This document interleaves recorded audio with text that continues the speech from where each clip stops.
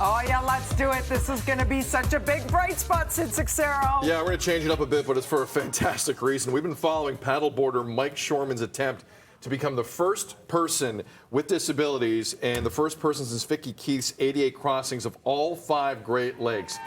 He finally did it Saturday. He crossed Lake Ontario. This was the lake that got him a year ago. He was extremely emotional about it. He did it. The crowd went wild. All 5 Great Lakes joining us this morning. Mike Shoreman, ladies and gentlemen. That's a bright spot for him. Mike, you did it. Good morning, Look at Sid. you. Good morning, Dina. You're Good dry. morning. You're inside. You're not in a wetsuit. You're dry. I'm telling you, you're amazing. How does it feel to have done it? It feels amazing. Very emotional. Coming ashore, as you said, I didn't make it last year, and I set out to do this for young Canadians to put mental health programs in schools for kids, and very emotional coming ashore this time. To give people, Mike, just an idea of what you have to go through here. Correct me if I'm wrong. You left Youngstown, New York, when, and how long was the trip across the lake? So we left Friday evening. Around 6:30, 7 o'clock, and we arrived into Toronto just after 1 p.m. on Saturday. Lake Ontario was the first Great Lake this summer that has actually made me sick.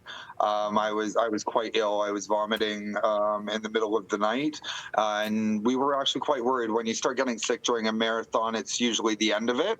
But because I didn't make it across Lake Ontario last year, it was just like, no, we're gonna do it. I'm gonna give this everything I have. I was going to say, it's so physically and mentally grueling, and that something like that could lead to such dehydration. What kept you going despite all of the obstacles and the pain? How did you push through it?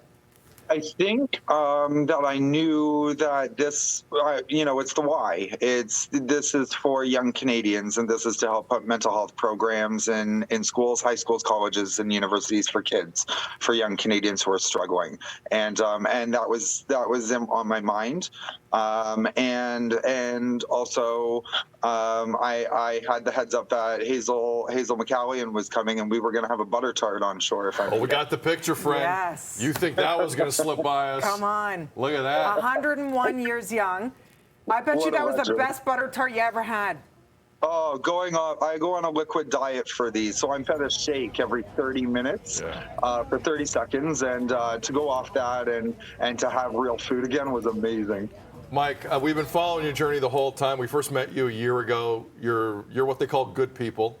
You're an easy person to root for. Final question: What message does this all send to people watching what you have just done, crossing all 5 Great Lakes? I hope that people who are watching, get involved with their community organizations and ask them how they can show up and support them.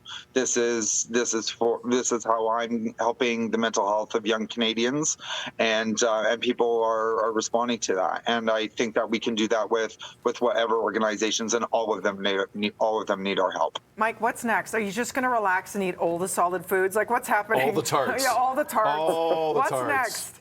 I think I'm going to start filling out my application for the amazing race and plan my trip across the Pacific Ocean. Yes. Yeah, no one's doubting you here, Mike.